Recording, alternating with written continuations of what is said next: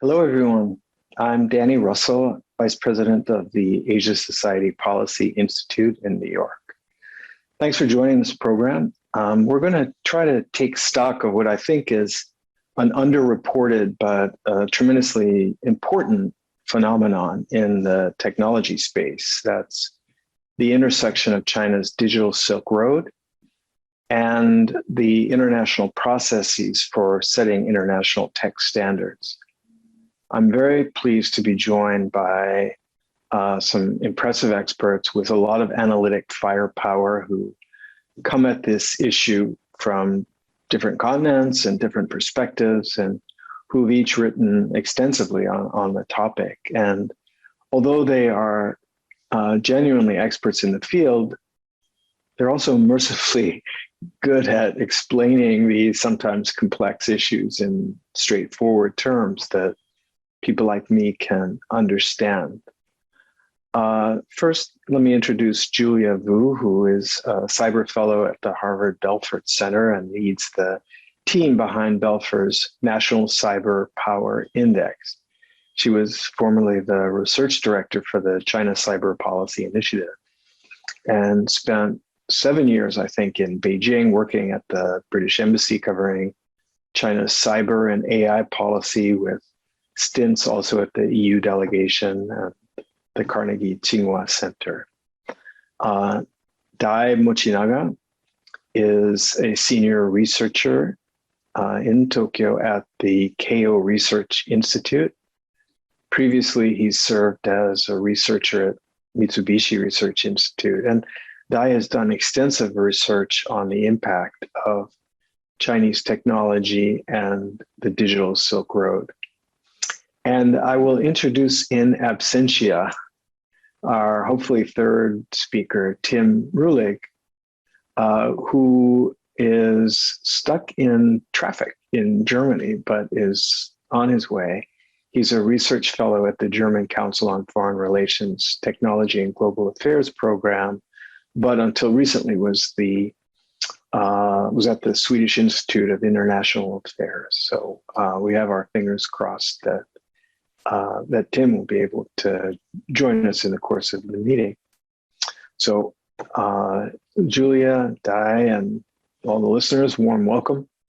We've got an hour and we've got a lot to cover. So the plan is for each of us to provide some initial comments and then to discuss the various issues that have been raised. I want to invite all of those of you who are watching live to use the comments function on YouTube or on Facebook to post any questions, and they'll come to me and I'll try to see that they get added into the mix when we have a discussion. So let me begin, and actually let me begin with the disclaimer that my background is in foreign policy, it's in diplomacy, it's decidedly not in technology. But since I joined the Asia Society Policy Institute after a career in the American Foreign Service, I've conducted research on China's Belt and Road Initiative with my colleague Blake Berger. And one of our reports is a product that we issued last year that you can find on the Asia Society website. It's called Stacking the Deck: China's Influence in International Standard Setting. And in essence, what we found through our research is that China's stated ambition to become a cyber great power isn't just an aspirational slogan. And an important part of China's stated ambition includes setting technology standards. So in basic terms, it stands to reason that as the world becomes more digitally reliant and connected, whoever sets standards is going to have an outsized influence in shaping next generation technology. And we found, there's a world of advantages from getting everyone else to use your standards, not just to use your products, but your standards as well, because you can collect royalties instead of paying them. it gives you a structural head start, in some cases, maybe even a monopoly on a category of products or services. And it allows you to design standards in ways that build in some features and maybe block others. So standard setting is a way to shape the contours of next generation emerging technologies and shape them in a way that's favorable to your own interests. On top of that, there are potentially national security advantages to standard setting and the potential to exercise global influence through what Xi Jinping frequently describes as China's narrative power, China's discourse power. So at ASPE, Blake and I, in our research, followed the tech standard setting trail in two directions. First was what we saw as a national deliberate strategy to increase China's influence within international standards development organizations. So the acronym that you're going to hear for that today over and over is SDO. Now, SDOs include various international organizations and forums. Some of them are made up of government representatives. Some are made up of industry representatives or of scientists or multi-stakeholder groups that combine all three.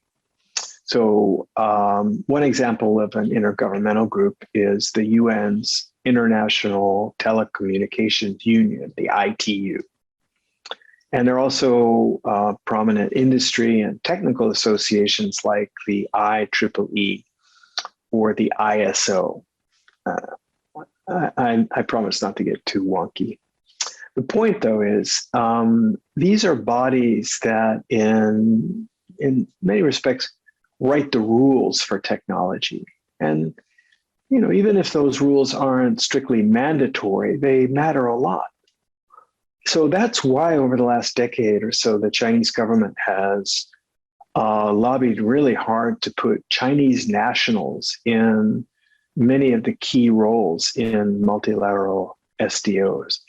And Beijing also has made a practice of flooding these meetings with huge state-directed delegations that vote as the government wants it to vote as a single block, as opposed to what's normal, which is each participant, taking his or her own position based on the merits. The second track that we investigated was along the so-called Digital Silk Road. And I'll leave it to the other speakers to explain kind of what the Digital Silk Road is, what it isn't. But what we found was a strategy for exporting Chinese tech products that also served as a kind of de facto way to export Chinese standards. Now, when it comes to in the tech space, obviously, I think Huawei's 5G is probably China's most conspicuous export. But the Digital Silk Road is a conduit, not just for consumer electronics and for telecom products, but also for very sophisticated digital systems powered by AI, things like surveillance tech, so-called safe cities, urban and port management systems, data centers, and so on. These are all bundled within the Digital Silk Road, and they involve emerging technologies for which standards remain, frankly, largely up for grabs. And these kind of exports can create what's called path dependencies, locking customers into using Chinese technology by making it difficult and expensive to switch to an alternative product that has different specifications. And now, look, there's nothing intrinsically new about that. Western companies have been practicing that for years. But Beijing is going further by signing agreements with governments along the Digital Silk Road for the harmonization of standards. So the concern that arises from these two tracks, the SDO standard setting track and the systems disseminated through the digital Silk Road isn't just a commercial concern. It's that these programs are also pushing out very powerful digital censorship tools, surveillance tools, tools that authoritarian regimes can use for repression and to suppress dissent. It's that they can skew the work of the SDOs to result in standards that are favorable to China's agenda and not necessarily the best standards on an objective basis for industry or for meeting global needs. And also that China is using its shaping power to push for something called cyber sovereignty. And basically that means state control of the internet in a way that sets barriers to the free flow of ideas, of information, and of data. So there are some real issues here, but A, that's enough for me, and B, we're now graced by our colleague Tim Rühlig, who has battled his way through tough Berlin traffic to join us via Zoom. Thank you, Tim. I've already introduced you in absentia, and I am now going to turn the floor over to the three experts. I'd like to start with Julia Vu, who I know is just back from an ITU meeting.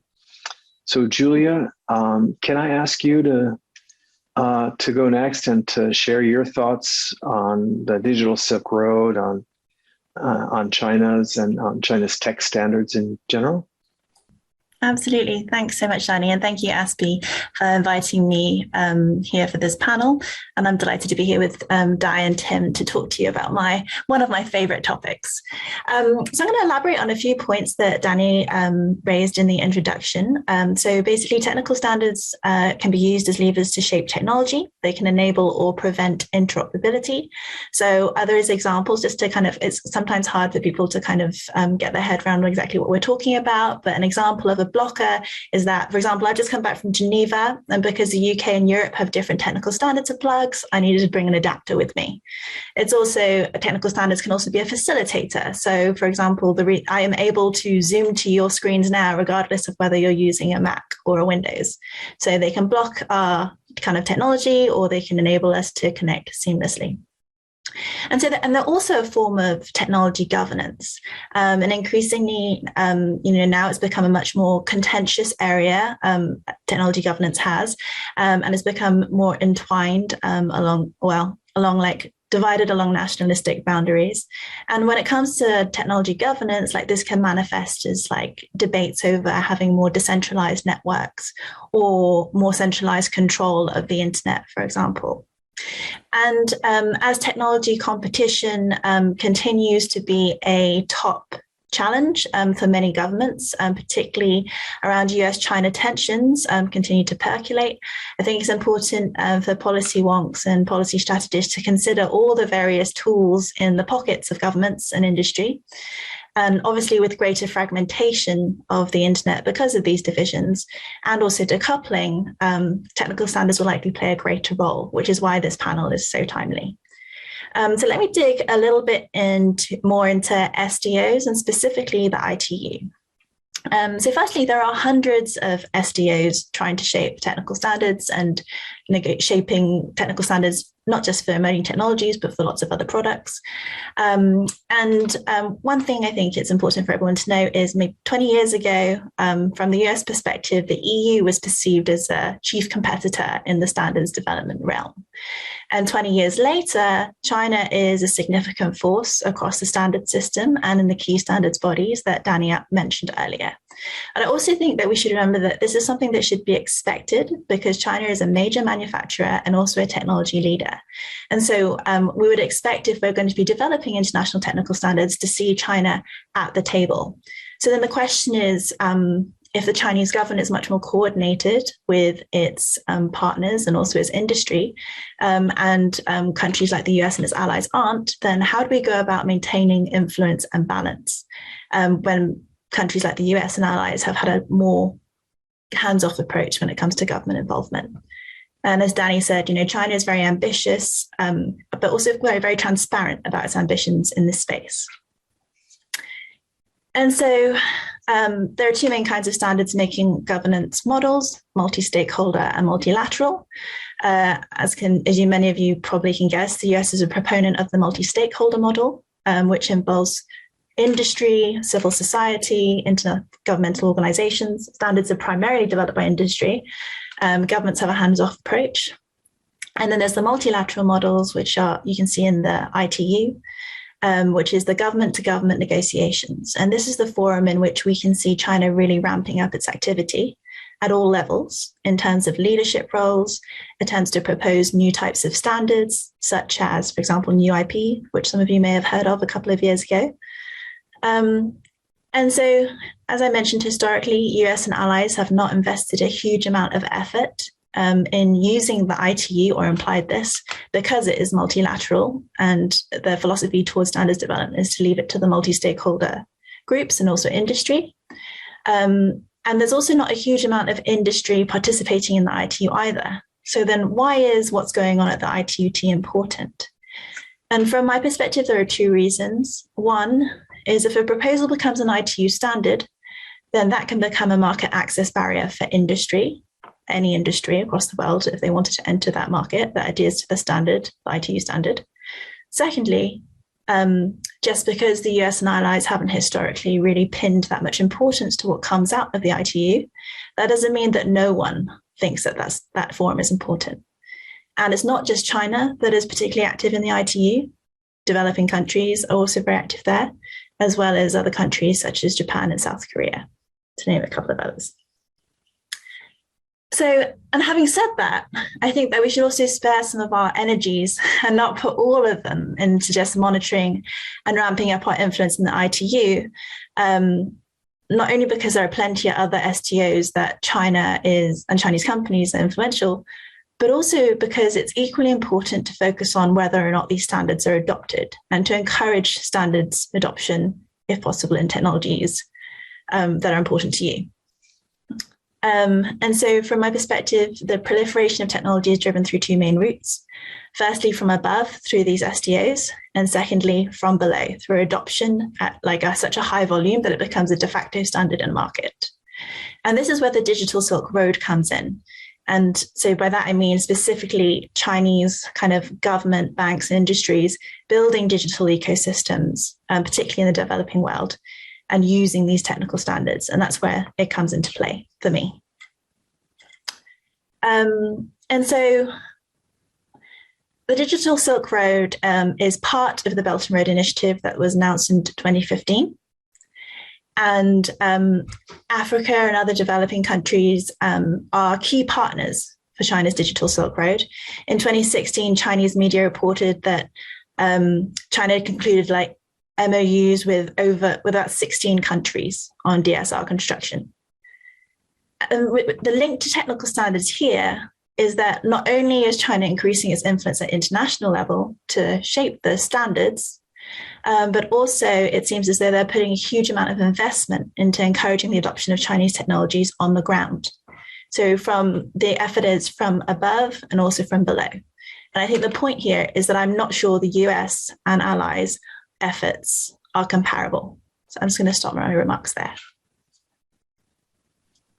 Thank you, Julia. That's super useful. And I love your analogy of the power adapters from country to country around the world, and also the kind of magic of being able to equally access Zoom or other platforms, whether you're on Mac or you're on Windows. That really does make it graphic.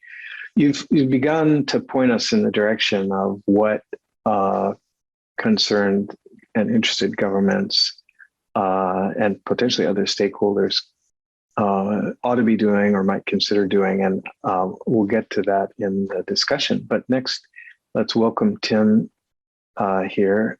And Tim, thanks for joining us. And perhaps you could give us your views, and as well as maybe answering the question of what this issue set looks like from your vantage point in Europe.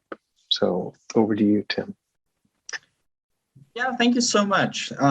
First, my apologies for being a bit late, but I'm here and I'm thrilled to be part of this. So thanks so much for the invitation. Yes, I was indeed asked to say a few words from the European perspective here, and let me maybe start by saying by echoing what Julia has just said. I think the fact that China's footprint in technical standard setting has been increasing, it cannot be a surprise at all. If you're a technology leader, if you export your technology, if you are a large producer of technology, then of course, what normally comes with it is influence on the setting of technical standards. And I'd even go a step further and say, as such, this is normal, it is legitimate, and in many of the techniques that China uses to promote its technical standards, I'd also claim that the Chinese have been learning a lot from both Americans and Europeans. Interestingly, when you go to China, you hear from standardizers very often that they have looked at both models, made the best, took the best out of it, and merged that into the Chinese system. Well, it's not that easy, but I think it's fair to say they have learned a lot from us.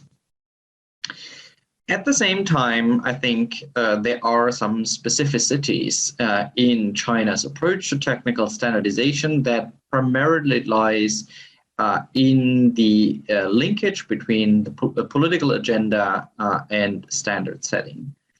As such, I think this also reflects the fact that China is the Chinese economy is so closely interlinked and intertwined with the economy. So as such, this is also just a reflection of China's political economy, if you like. But I think from a European perspective, that is one among three, I'd claim, three major sets of concerns, and I'd like to focus on them in the remaining minutes.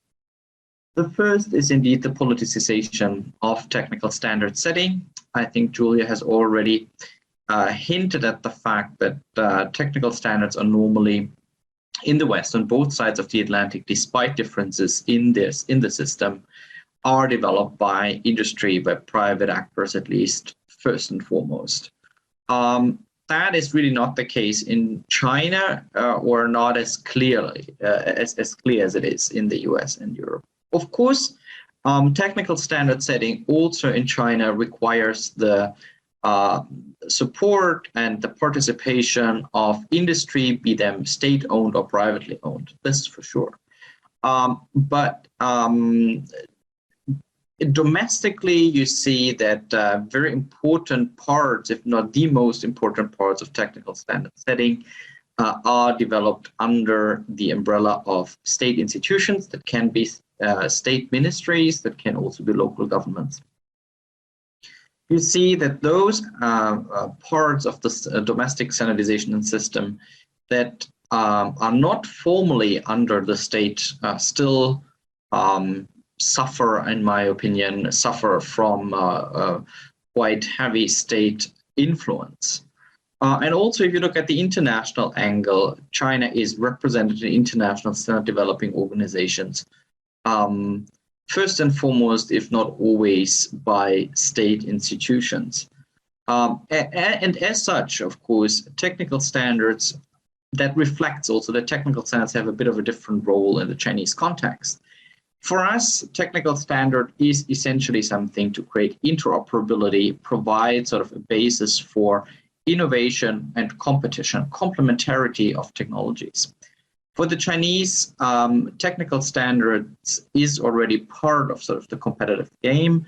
A particularly high or tight standard is considered good. So industrial policy, state policy is directly sort of embedded into the standardization agenda.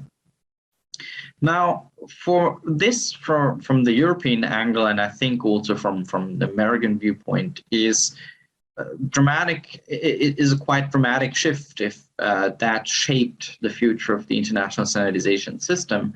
because then it would not primarily, a very important actor would not primarily look at sort of the utility and usability for those purposes that technical standards used to facilitate. And this is, I think, where the European Union has just put forward the draft of its new standardization strategy, where you precisely, and I can go into details later if that's of interest, where you can see that the Europeans aim to preserve the existing system, but also balances with some sort of coordination mechanism to sort of live up to the Chinese challenge without giving up their own standardization system. Whether that's successful or not, I think is to some extent still open, but I think it has been a fair attempt and has at least chances of sort of striking a good balance. I'll be briefer on the second and third concern, I promise. The second concern is the fragmentation of the international standardization system. So more than the US, the Europeans are promoting the hierarchical structure of international standards developed in the three main international standardization bodies, the International Standardization Organization, ISO, the International Electrotechnical Committee, IEC, and then also the IPU. In China, we see a limited adoption ratio of those international standards.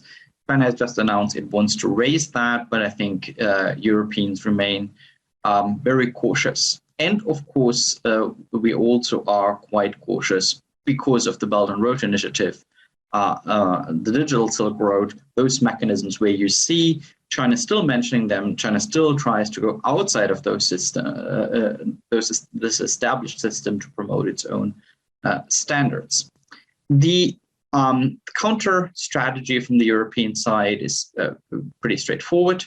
Engage China, try to get China commit to the existing institutions and rules, and cooperate also a lot with like-minded states. What is an interesting discussion here, I think, is whether the US is like-minded in that regard to the European Union or not. I think that is to some extent part of discussions in the Trade and Technology Council, but I'd rather say we lie quite apart in that question, and the TTC will probably focus on a number of other issues and rather agree that both transatlantic partners disagree.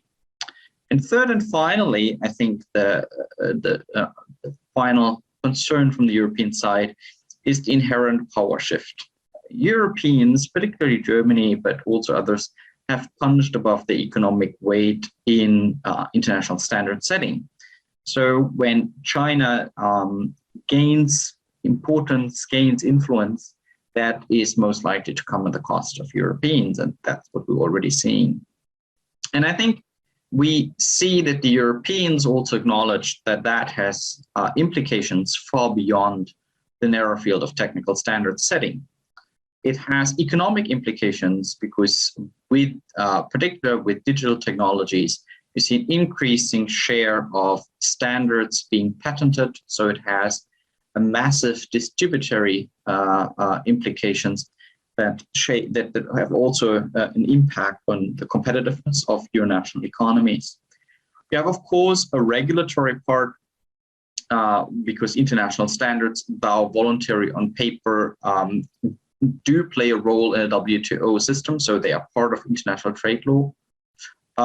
There's a security dimension where you can see that lock-in effects may come with security implications for third countries also along the Belt and Road, that they are not as free in their political choice, in their political room to maneuver anymore.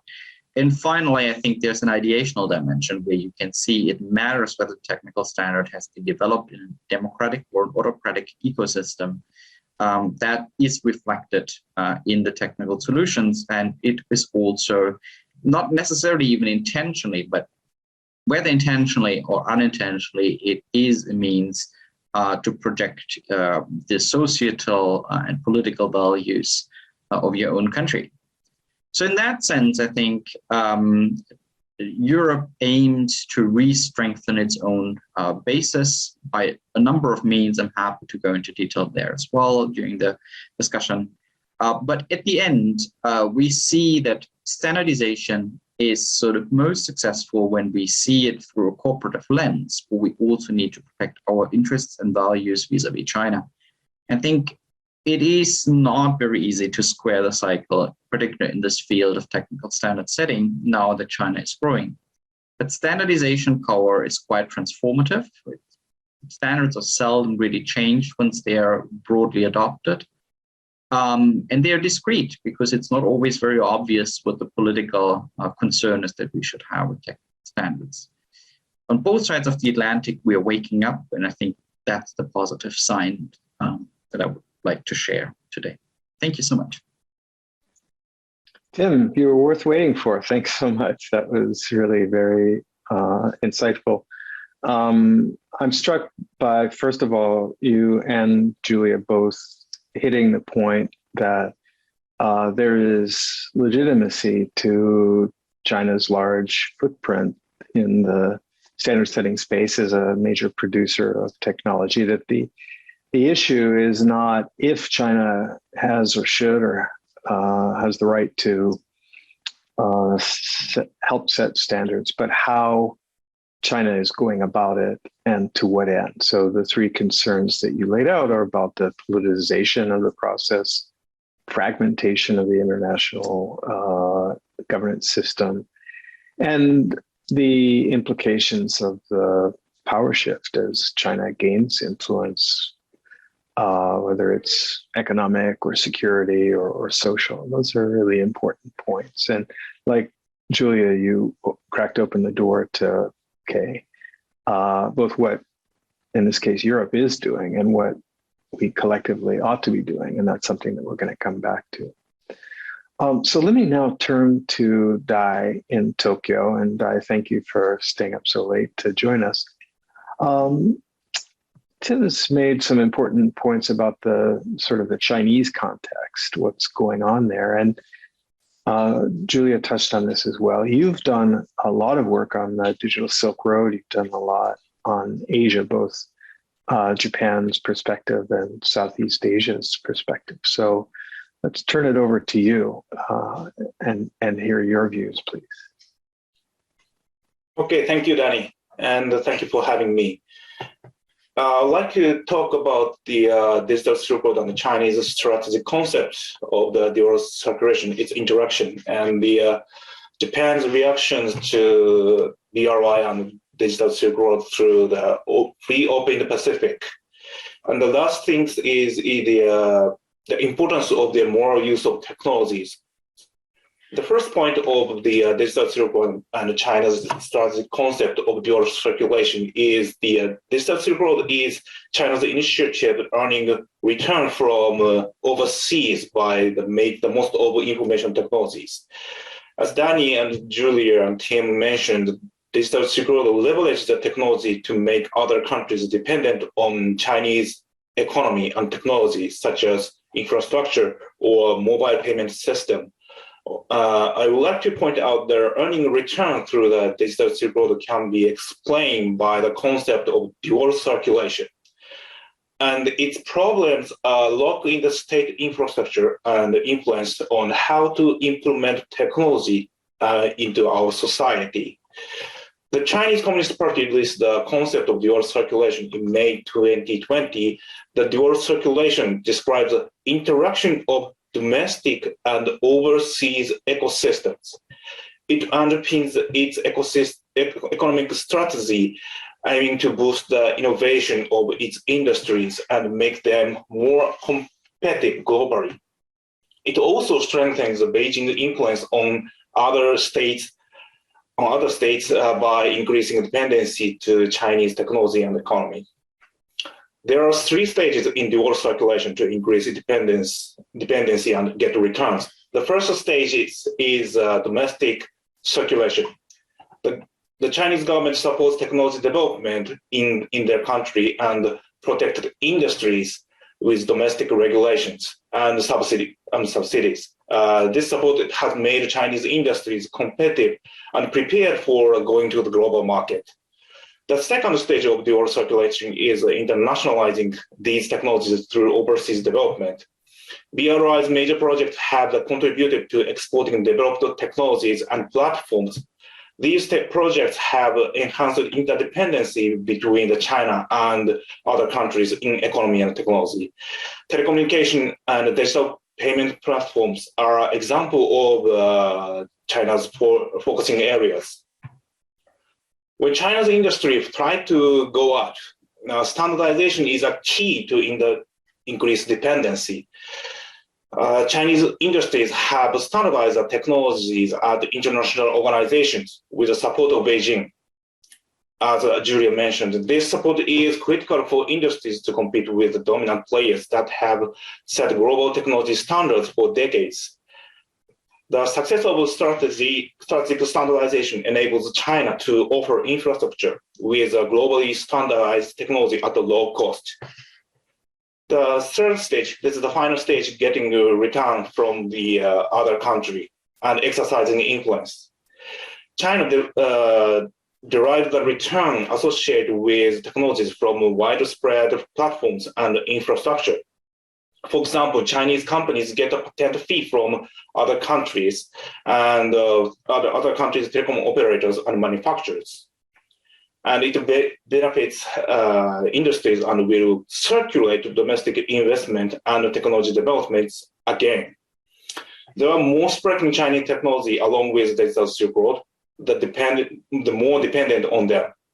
E-commerce and online payment through the broadband internet access have become a part of our everyday life, and it is difficult for the people to abandon them. And the state's infrastructure are locked into the Chinese products and services. My second point is Japan's reaction to the Belt and Road Initiative and Digital Silk Road promoting the free open Indo-Pacific. The free open Indo-Pacific is a Japanese vision that unites Japan's ongoing diplomatic efforts and expand its partnership within the Indo-Pacific region. These initiatives provide potential alternatives to Belt and Road Initiative.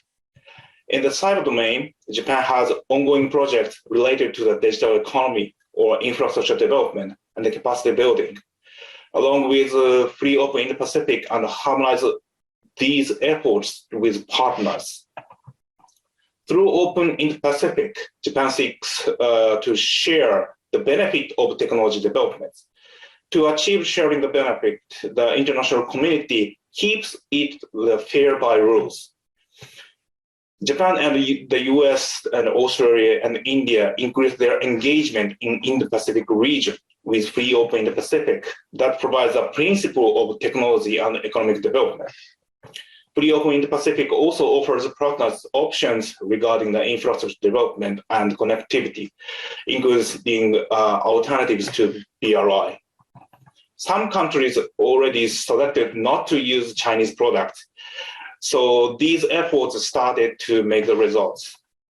The last things I would like to point out is the importance of more use of technologies. The BRI projects are compatible with authoritarianism, wherein the government intends to use the centralized power to control its citizens with technologies. China applied its system to 1.3 billion people in its territory and achieved economic development with information control. Therefore, some countries regard China's technology and the regulatory system in cyber domain as a model. The point is how to implement technologies to our society. The Chinese model that implement technology for not only economic growth, but also stabilizing political regimes by surveillance or censorship or interfering with election. China aggressively encouraged that other countries support its proposal of cyberspace governance. Chinese Foreign Minister Wang Yi has advocated for idea of a global initiative on data security in bilateral meetings since 2020. From viewpoint of the democratic value, this type of use of technologies are unacceptable. On the other hand, we have to be careful to mix the discussion of democratic and non-democratic regimes with more use of technologies, especially rule-based order in free open Pacific. In free open Indo-Pacific becomes more a movement to pursue a democratic framework, it might lead to the bipolar structure of the democracy versus non-democratic regimes. There are authoritarian regimes in the region, and the Chinese government and industries try to build a stronger relationship with authoritarian leaders. Chinese technology has been proven to strengthen authoritarian regimes. Therefore, our potential partners to compete with China possibly feel they are attractive. If the use of the technology was discussed in the confrontational structure of the democracy versus non-democracy, we need more effort to maintain rule-based order and collectively compete with China. So I think the better way is promoting principle of the free open Indo-Pacific, such as rule-based order or economic prosperity and peace and security. These principles lead to more use of technologies, ensuring openness and transparency. Here's my remarks. Thank you. Thanks so much, Dai. First of all, it's very, very useful for you to set the context in China of the dual circulation economic approach and how technology and tech standard setting fits into that.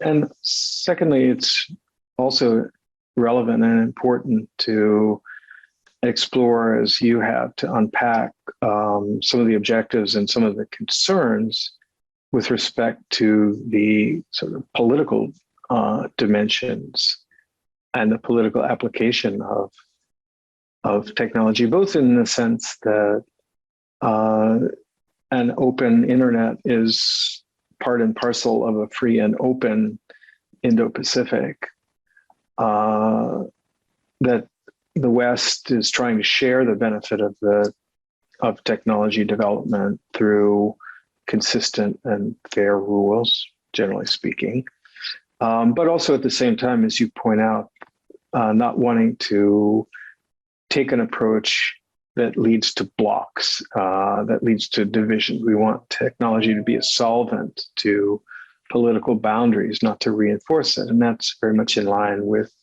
Tim's point that the EU is looking to enhance intergovernmental coordination to a degree to contend with the Chinese strategy, but not fall into the trap of simply replicating the behavior by China that we're trying to counter.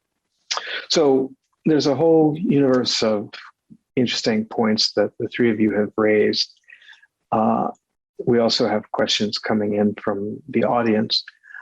And I do want to get to the topic of what you collectively, individually recommend we, the West, should do about it. But first, I want to ask about the countries that aren't represented in this webinar. You know, Dai mentioned Japan's emphasis on sharing the benefit of tech development and mentioned e-payments, for example. Now, Chinese e-payment systems have proliferated around the world and have been transformative in reaching unbanked populations and in facilitating overseas remittance, things that are really valuable and important for low-income countries, for developing countries. Julie, I know you've done work on the impact of digital Silk Road in Africa and so on. So let me ask anyone who wants to jump in, how should we think about how other countries, how other actors outside of the industrialized West or China see this issue and are responding to these shifts?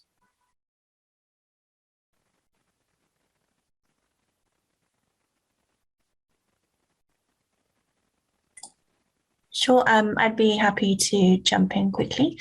So I think that, like, caveating this with, like, I mainly focus on the ITU, which is the state-led organization. I think that, you know, one thing is that particularly developing countries, have become, I think, are quite active in the ITU, but I think that's also a product of the fact that they're kind of more or less blocked from participating in multi-stakeholder models, which are arguably, well, often presented as the more inclusive models.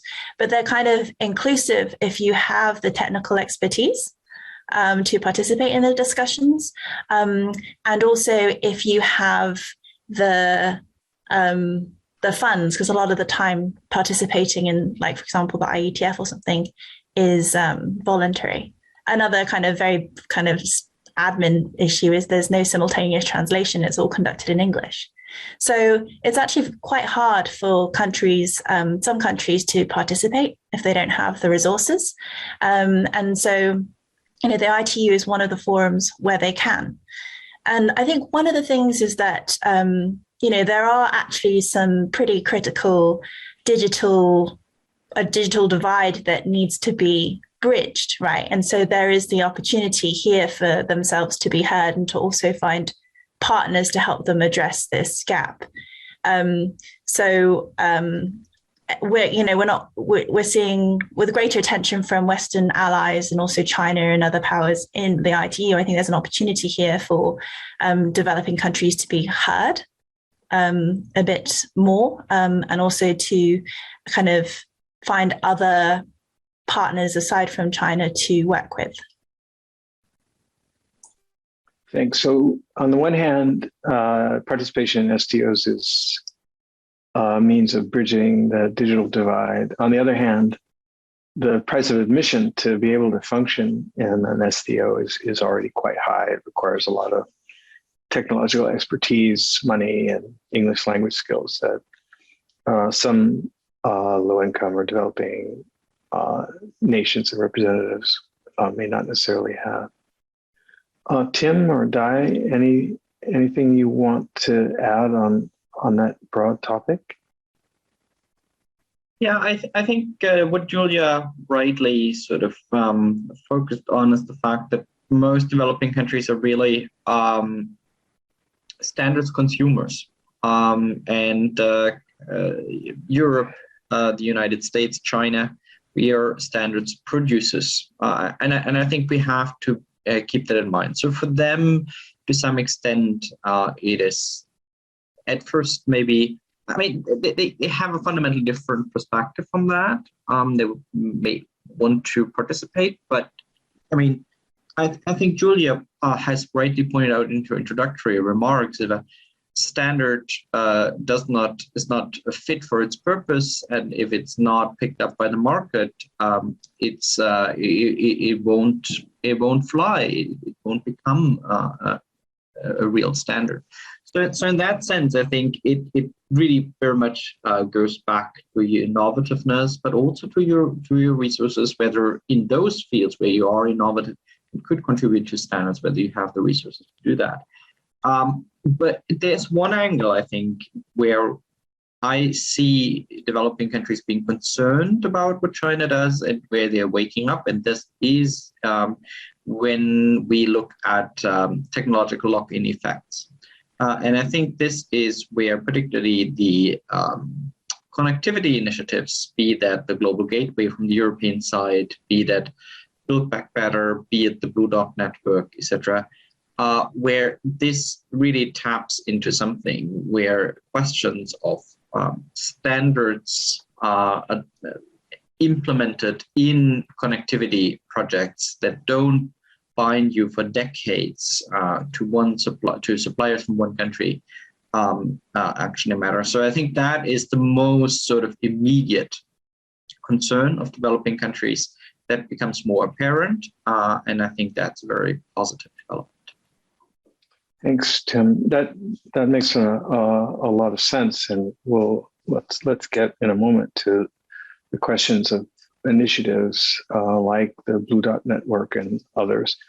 What I hear often is from people in the developing world is you can't beat something with nothing, and there may be a cost in terms of selecting a Huawei network, or there may be a price to be paid, and given the lock-in effect of Chinese technology, but it's here, it's accessible, it's cheap, and this kind of technology is absolutely critical to our economic development. We can't afford to pass on it because it's second best. There may be better options, but they're not available options. And so it's sort of the triumph of availability over the ideal. That's certainly a theme that I hear a lot. Dai, you're welcome to jump in here, or else I can move on to the next question. Yeah, I'd like to add some quick comment about the developing countries' situation. Danny mentioned just right point about their priority of the economic growth. And also they have another priority of the national security and the political stability. So how to motivate to accept other company or other countries' product is a very challenging issues for the Western companies, I think. I fully agree with that. And so, Dai, you mentioned political stability, political objectives, and you also had talked about the free and open Indo-Pacific, about the China model. So I'd like to ask all three of you about values. Now, I think we've established that we all agree that China has every right to participate actively in standard setting and cyberspace governance, particularly as a major producer of technology, but that the issues revolve around how China participates and what China's objectives are. So can I ask you all sort of, where do you come out on the allegation that the digital Silk Road is propagating digital authoritarian tools? Do you in fact see China exporting not only technology and tech standards, but also disseminating repression and censorship embedded in its technology? Or is that just an unfair Western caricature?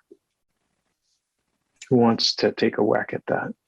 Yeah, I'd like to jump in on this issue, because I think the goal of the Chinese Communist Party is the legitimacy of their activity, such as the censorship or the other type of interfering with some kind of online activities or securing the data.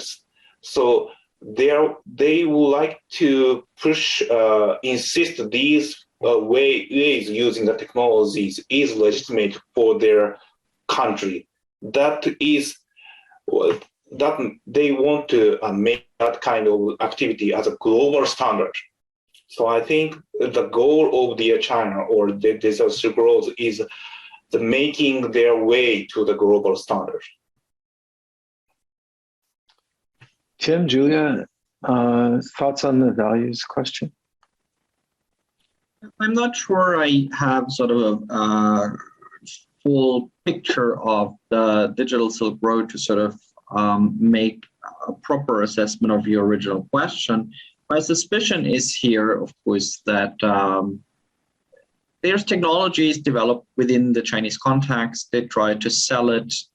They sort of see, the Chinese, I think, see sort of both a domestic value to that and also an international dimension, projecting your own power, creating dependencies, and also simply selling your stuff. So that I think both political and economic aspects play a role here.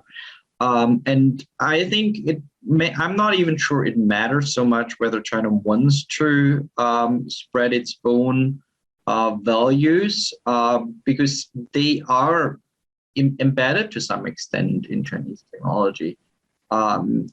What I think is a more difficult question is the role of technical standards. Of course, we can find examples from Silk Road projects, from Belt and Road projects, where it is very clear that China uses Chinese standards and those create lock-in effects.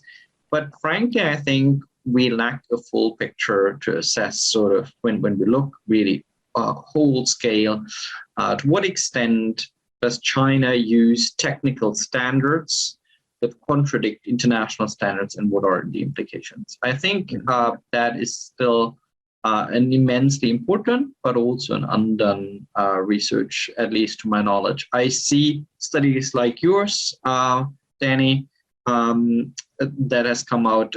These are extremely helpful. I think they provide sort of perspectives, they show sort of the potential, they give examples, but I think we are still sort of lacking a comprehensive study or studies, maybe in plural, that really show us to what extent are technical standards being actively used. And also on a final note, maybe a bit dry and boring, it also depends, of course, how you define a technical standard. I mean, a technical standard can be it is a technical specification. It is technology. But what is sort of the threshold? When are we not talking about a simple specification anymore? When does it emerge into a standard? And that is also quite complex. And for such a study, I think this would be important to sort of define, and that also complicates it a bit. Great. Well, you set some targets for the study in the field. Thank you. So we've got about 5 minutes left, and I want to tackle in a lightning round the issue that I mentioned earlier, and turn to you, Julia, because you've done a lot of really impressive work, I think, about the kinds of steps that technology producing countries in the West and advanced countries in Europe and Asia and North America can take, should take, including to deal with the adverse effects of some of the problems in Chinese standard setting. So can we do a quick round of recommendations? And Julia, can I begin with you? Sure, I can give you my top three. And it's kind of like building on, like, in addition to the huge study that Tim just suggested needs to be done, which I think definitely needs to be done, I think we also need like a really clear idea of which SDOs are the most important for the proliferation of technical standards and digital technologies that we care about, and target them. Second, I think is something I've noticed through research is like maybe the generation of the people involved in technical standards in some countries is a little bit older. And I feel like we need to build a pipeline of people to kind of come in and also expand, like in order to have continued and expanded participation in these discussions. And finally, I think we also need to identify which industry is leading in certain areas, because they're also likely to, that we care about, they're also likely to lead in the standardization of those efforts and find ways to partner with them, because government can't do it alone effectively. Got it. So priorities and people, human resources. I have been curious, frankly, about where do these mysterious standard experts come from? You know, is there a factory producing them somewhere? Tim and Dai, your recommendations.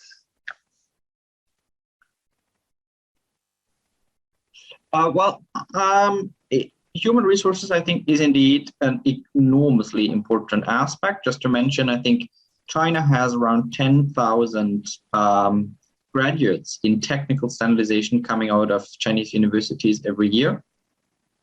I mean, don't make a mistake, not all of them are proper experts in our sense, but I mean, if just a fraction of them is good, then China still has an enormous pool of people that they can draw on in standard setting, and that is one aspect that the European Union also tries to emphasize and push forward with its new strategy. So let me add maybe two other aspects, and then take the opportunity to point to my study that I've published with the European Union Chamber of Commerce in China last December, that has actually around 10 pages of policy recommendations. So if you want to check that out, I can recommend that. So I think one aspect that is important is actual coordination without giving up the bottom-up approach. A second aspect, I think, is sort of intelligence sharing and careful screening sort of for security and values concerns. And I think we need to be fair and say industry will probably not sufficiently do this. There's probably a need here for public engagement and coordination as well then. And I also think that we should look at strengthening our home base, Europe and the US. Where can we untap sort of potential that's still there? And I think that is to a large extent in small and medium sized companies. This is a bit difficult to sort of enable them to participate properly, but they have normally a relatively high adoption rate of their proposals, and also academic research. And that on the latter field, I think the new standardization strategy of the European Union also provides quite some good indication of how to get forward, but that requires implementation. And we'll see whether Europe is capable of putting good ideas into practice. Great, thank you very much, Tim. And Dai, you get the last word on recommendations. Okay, my recommendation is maybe very short, but the very important point is principle and human resources. Principle means the how to use the technology. I repeatedly mentioned the how can we use the technology should be based on the principle that we have to value. And the other one is capacity building. Capacity building is also very important, Tim mentioned. So because how to use the technology needs some kind of knowledge or experience, so we have to tackle on the capacity building in the developing country or developed country both. Thank you. Great, Dai. Well, Julia, Tim, Dai, warm thanks to you for a really great, very substantive discussion, but also one that was surprisingly clear and straightforward given the complexity of the topic, and the fact that neither I nor many of our listeners are subject matter experts. I hope the folks listening found this conversation to be as useful and as informative as I did. So if you who are watching this, feel like you got something out of it, there's more to be had. Please check out our website, asiasociety.org/policy for access to a lot more interesting policy work about Asia and the broader Indo-Pacific. And by the way, if you're not a member of the Asia Society, I certainly encourage you to join. So with that, again, warm thanks to our speakers, and we're signing off. Thank you.